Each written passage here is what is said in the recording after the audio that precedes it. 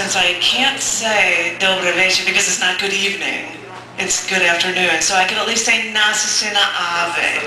Welcome, my friends. Welcome to the cafe. Hello, it's your last time here together. Angel, thank you so much, everybody, for coming out. This is crazy time. This is just a crazy time to be here, and I want to thank you all so much. And I want to thank Baki, and this is one of the last times I could do this with Anishko. Thank you so much, Baki. Thank you, Baki. Yay! You're awesome. I can't clap when I got my awesome Anishko over here. Anyway, so thank you all. Ooh. Toast time, that was awesome. It is, of course, toward the end of the year, and it's holiday time. So if anybody wants to, wear appropriate headgear, what do you think? Is this one good for me? Yeah. I have no idea. But, if anybody's doing to do a poem reading and they want to wear antlers, they can. Or I even brought, and it's not like the bright red one. I've got my nice rust, burgundy one. It's a much more adult hat or something. So Who are you, and what have you done with Santa? Saint Nicholas. I'm the one that will punish the bad kids. You get different notions of our history of what Santa and Saint Nicholas is supposed to, and all that whatever stories. So I'm actually Rudolph. These are my antlers. So if anybody wants a hat for their readings, you're more than welcome. That'd be so cool to have a hat for the readings. I was going to read pieces throughout the evening, but I thought I should try to make this interesting and think of the first things that I have any record of reading at this poetry open mic, and that includes at the Aloha Cafe. So I looked, and the first things I had were pieces from a show that I had with Jason Pettis. Jason Pettis and I did a feature in '97 at the Aloha Cafe, and I didn't have music in the background. We just read back and forth between each other. But right now I've got music from the man of South Africa, Francois le Roux, from last time I was in Chicago, and that's why I was going to play this music of his, and I might as well show off a cool video at the same time. Let's see what he's doing there. You better work. There we go. And as I said, this music isn't with this, but I thought I would go with pieces like the first piece I have any record of performing for this open mic venue at the Aloha Cafe, and this is called The State of the Nation.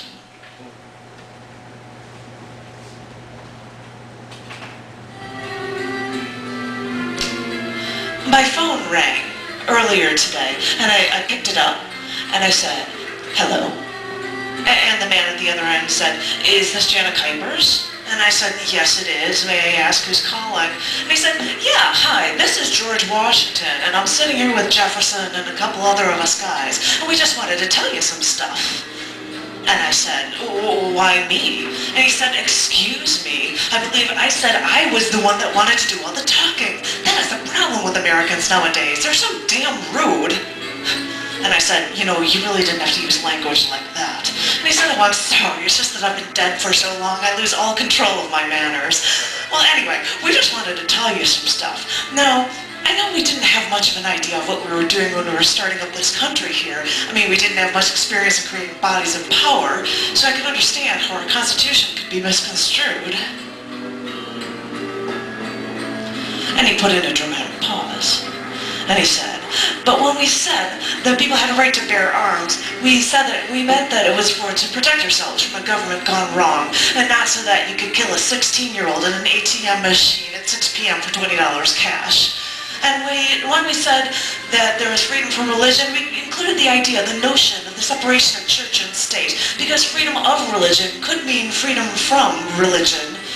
And when we said freedom of speech, we had no idea you'd be burning the flag, or painting pictures of Christ doused in urine, or photographing people with whips of their respective anatomies.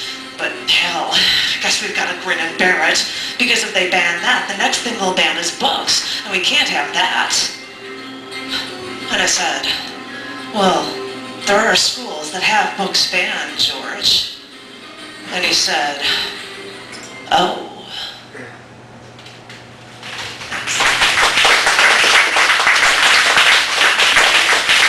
It's weird to try to set these up with music when I don't know what I'm doing. We'll see how music works well with so many different pieces. And I dig that lamp, by the way, that shiny. It's such a groovy little retro thing. I love it. It's so retro, yeah. I would have the light on, but it's one of those like heater, like bug repellent. It's a yellow light, so it wouldn't quite. Yeah, although there are lots of blue lights in here, so who knows? But Nice green hue. yeah, we give a nice green hue to the whole thing. So I was going to do one more piece. And I've got it queued up appropriately. This is another one that I read at the show. This music was not in the show, no. But it is called And What I Want to Know.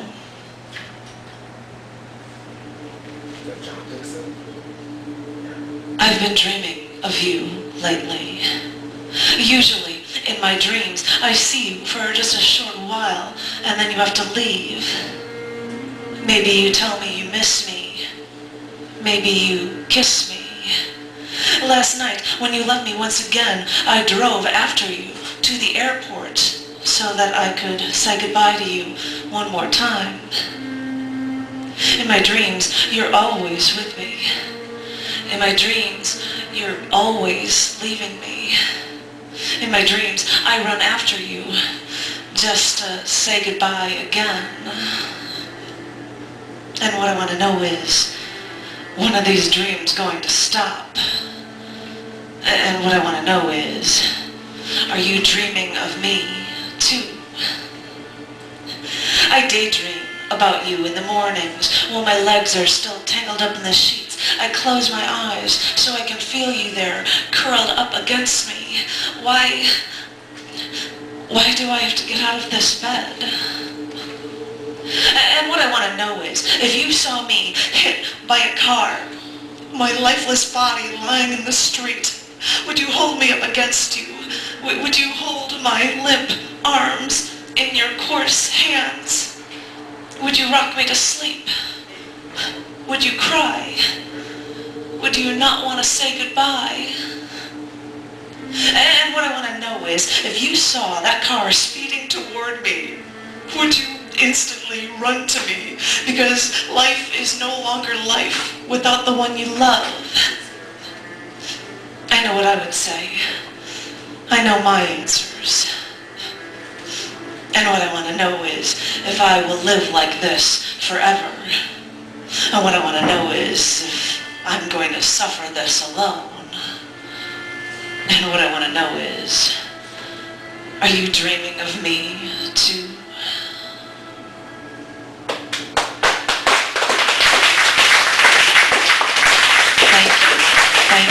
Thank you so very much. Thank you very much. I said I'm going to sprinkle pieces throughout this because I have not only the first things I ever read at Aloha Cafe, but the first things I ever read at the cafe, which I'll probably save for the end of because then I could have the first piece I ever read at the cafe also be the last piece I ever read at the cafe. Well, we'll see if that works. And I happen to have music. It's soprano singing from an opera friend of mine, Suzanne, who could not be here, so I've got some of her singing in the background. I have no idea how the volume's going to be on any of these. So, Janet, yes, that is hooked up, the sound system's hooked up to the lamp? No, it's a little speaker on my little. I got an iPod on this side so I can have my audio, and I see lots of people. Hello. How cool is that? It's my little retro lamp with an iPod player. So yeah. So, anywho, how am I to see if this will work out? I'll have to see how this sounds. So I'm going to read 3 pieces, and as I said, thank you very much to Suzanne for singing these pieces behind them. I'm going to start off with a mellow one in this poem, It's Christmas Eve.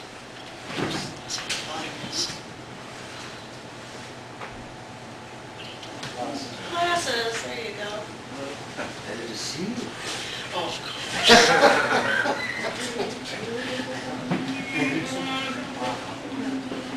On Christmas Eve, we made dinner, fettuccine alfredo with chicken and duck, vegetables and bread. We ate. We couldn't finish everything. We were putting on our coats, getting ready to go to midnight mass. I decided to pack up our leftovers. give them to some homeless people on the main street.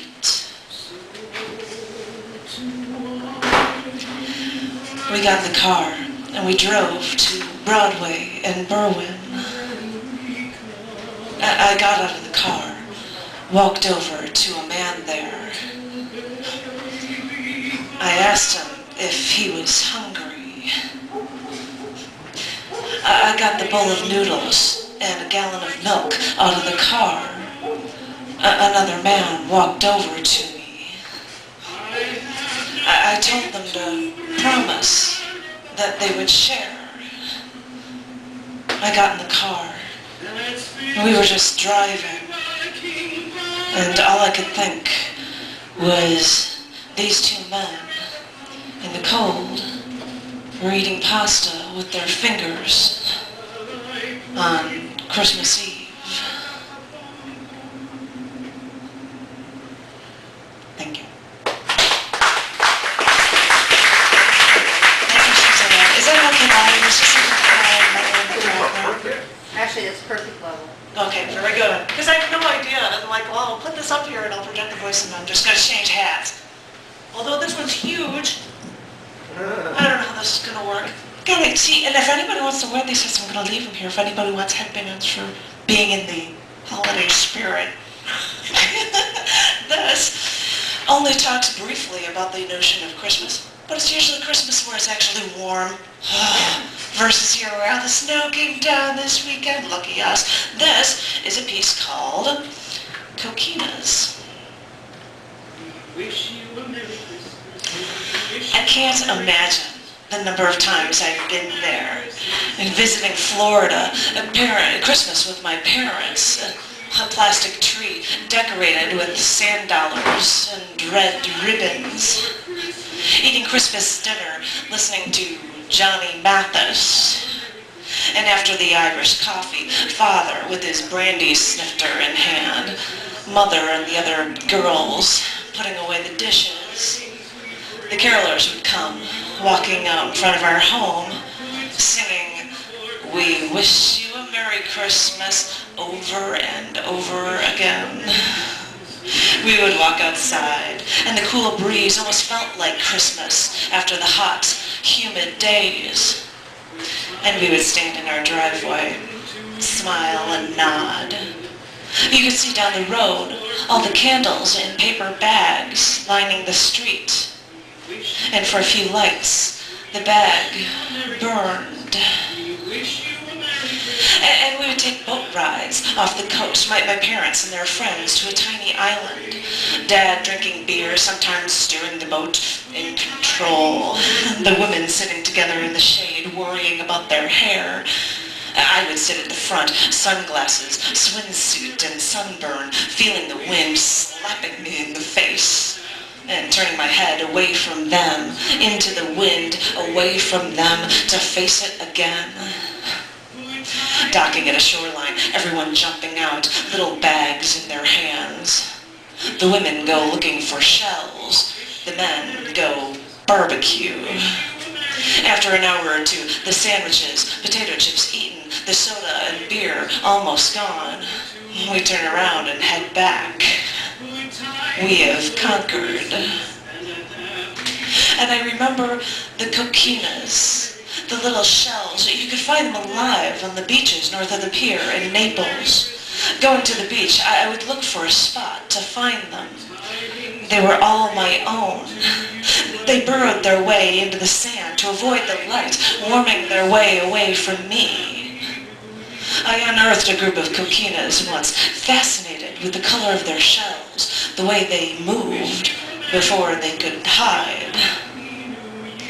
I collected them in a jar and took them home with me. What did you teach me? What have you taught me to do? Is this it? Is this what it has become? Is this what has become of me? Of you? Of us? And I took them home. I added salt water and sand, but I couldn't feed them. I realized soon that they would die, and so I let them.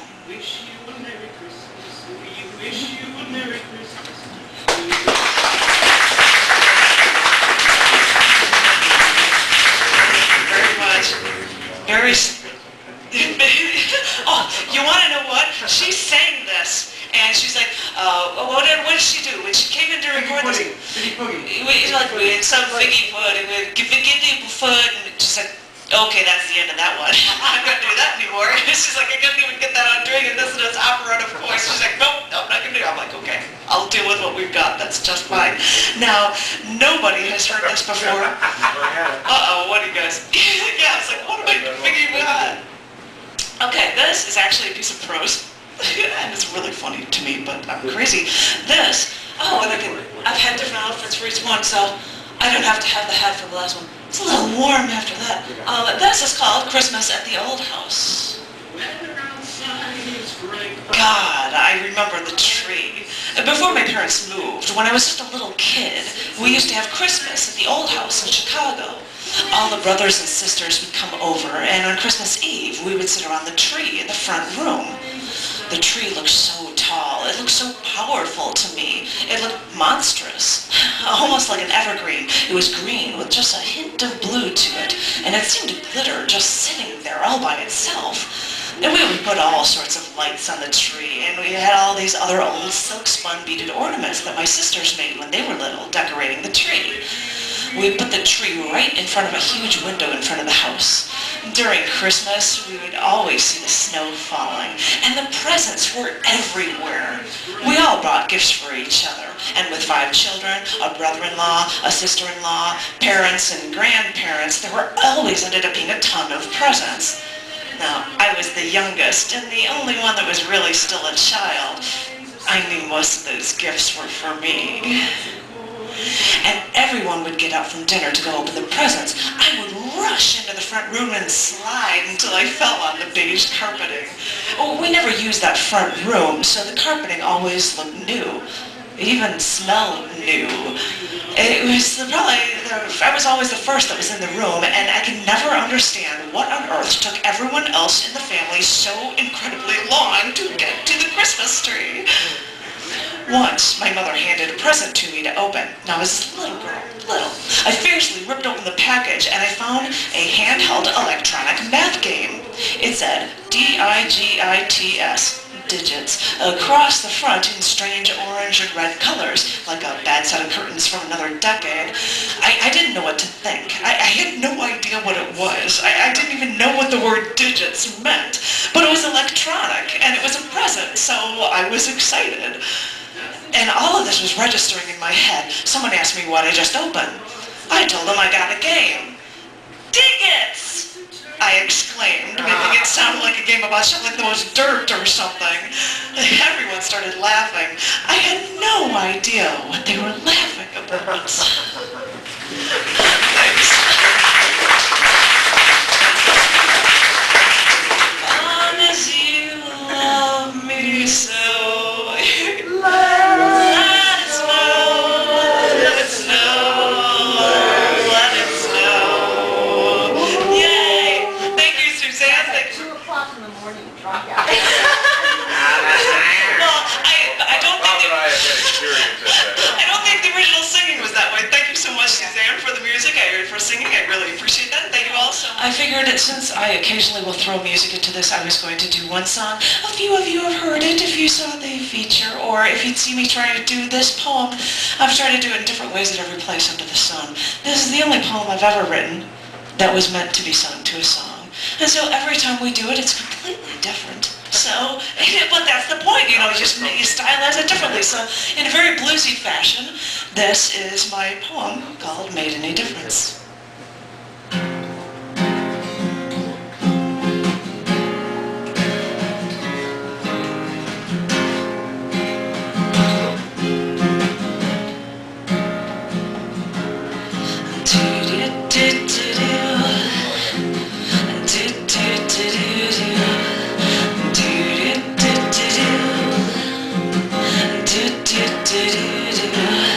So I'm at my bar, my favorite hangout, and I just overheard from people talking that another guy who's always here in the past few months has had a few strokes.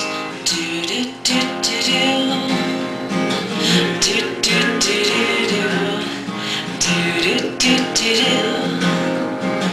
Do-do-do-do-do. Now this is just grapevine.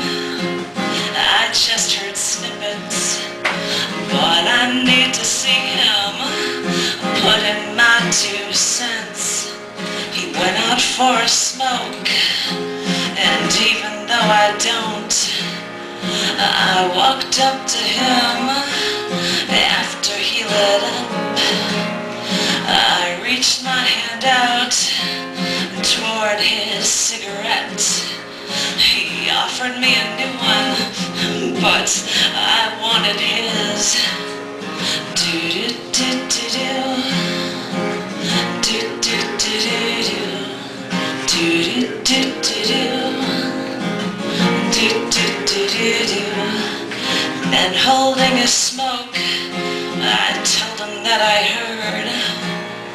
I spoke of his wife, asked about his kids, and I don't really wanna get on a high horse here, but we care for him, we want him happy.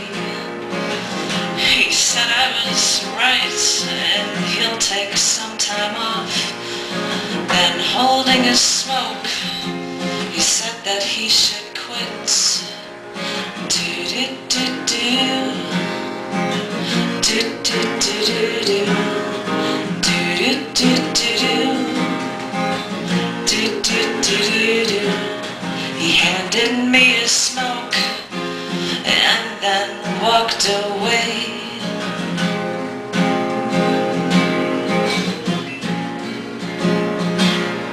Do-do-do-do-do. Do-do-do-do-do. Do-do-do-do-do. Do-do-do-do-do. I stood there a while, sucking nicotine, wondering if I made any difference. Do-do-do-do-do. Do-do-do-do-do. Do-do-do-do-do.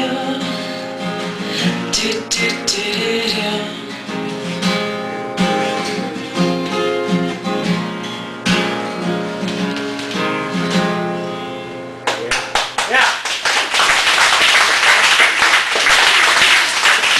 Thank you. That was awesome. The first poem I ever wrote, which, I don't know, I did that when I was 9, and it rhymes. It's the only poem that rhymes that you'll ever hear from me. And this is called Under the Sea. Oh, yeah. I'd like to be under the sea to watch the fish go swim. I'd like to squish a jellyfish and then let go of him. I'd like to grab a soft-shelled crab and take him for a walk. I'd like to hurdle over a turtle and teach dolphins to talk. I'd like to see a manatee and then go play by him. I'd like to do all of these things if only I could swim. I wish I had that. So there was and I didn't know what a manatee was. My mom helped me on that one. So I was going to close this off with, actually, we were talking about the first things that they ever read at the Aloha Cafe, which I started out the evening with. Though it wasn't with music from the Howman of South Africa. That's an added bonus that had music from Francois le Roux. But nobody's talking about the first thing they ever read at the cafe. Because it's crazy because they try to keep recordings of these things. I actually have a record of the first pieces I'd read at the cafe. And I thought I would share them with you. Although, added treat, they will be with music from Francois with the Howman of South Africa. So, let me see if I can get this queued up. This is one of the first 2 poems that I'd ever read at the cafe. This is called I Dreamt About You Last Night.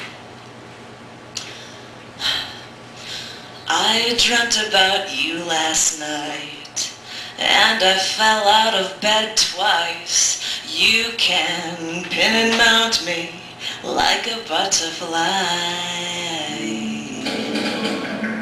I dreamt about you last night. I called you on the phone even though you passed away over 4 weeks ago now. I don't know why I called. I don't know what I was hoping for. But when you answered your phone, I said, Dave? You said, yes. And I asked, how are you? And he said, fine. And I asked, you're not dead? You said, no, but I just told someone you passed away a month ago. Oh, you said, don't worry, I'll take care of it. And you sounded so relaxed, so peaceful. They say that dreams are your chance to think over the things that resolve from your day. And I keep dreaming about you. Don't I think about you enough? You were the one that left me. Why are you coming back at night when I let my defenses down, slipping in through my window and working your way into my dreams? I dreamt about you last night. We were sitting together, about to go out for the evening, and you were wearing a black t-shirt and black jeans. We were running late, and you were angry. I wanted to wear this, but I wanted to put more black on. I wanted to wear my black vest and my black jacket. You know, I always thought it was funny how much you cared about the clothes you wore. So I said, but you look fantastic in your jeans and t-shirt. And you smiled at me and kissed me. I wish I could have told you more in life, how good you looked. I'm sorry. I'm so sorry. I wish in life I could have told you the things you wanted to hear. I saw you today. You were in a black car, like the one that you had sold, your black convertible. You were wearing dark sunglasses. He could have been you if I squinted my eyes just slightly. You pulled up in the right lane next to me as I was driving to my sister's house. You were about to turn right, and I watched you look at the oncoming traffic, waiting for your chance to leave me again. Let me think it was you, driving, living. Let me think that you were just ignoring me. Then I could be angry with you. I dreamt about you last night. I was on a cruise ship, and you were working there as a waiter. You were wearing one of those silly short jackets as your uniform. It was sea blue. And every time I thought I saw you, you would turn away to do your job. All I ever caught were fleeting glimpses of you walking away. All I keep thinking is that my days are finally free of you, but they're not. I keep thinking of you, and it isn't enough. I still can't escape you at night. Thank you.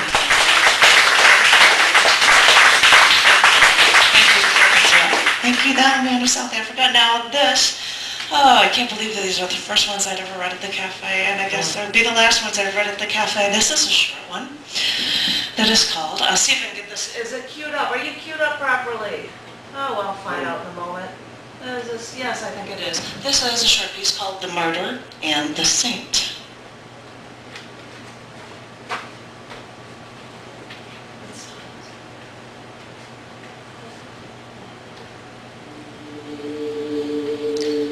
They gave their daughter the name of the patron saint of television. And the television's always been the one thing she hated about him. Or was it the drinking that he needed more than her? The business has gone bad. I'm a failure. I'm not a man. He said he respected her. Then he'd call her a $20 whore from Vegas. And the mother would hold the child, the saint, the pure angel, hold her ears and hope she couldn't hear.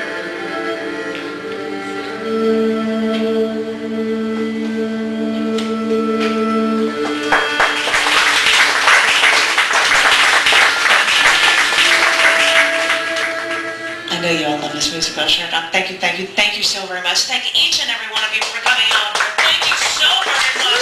You guys are the awesomest ever. And I'm serious. I know we'll miss and love this place, but I couldn't let this poetry open mic die. So next year at Gallery Cabaret, it'll be on every odd Wednesday. Since the first week and the last week is always off, It will be on the 18th on a Wednesday, so check it out online, knigress.org/thecafe. Check out the features, and once again, thank you so very much. Thank you, thank you. Merry Christmas, Happy Holidays. Thank you, thank you, thank you. Thank you, thank you, thank you. Thank you, Francois.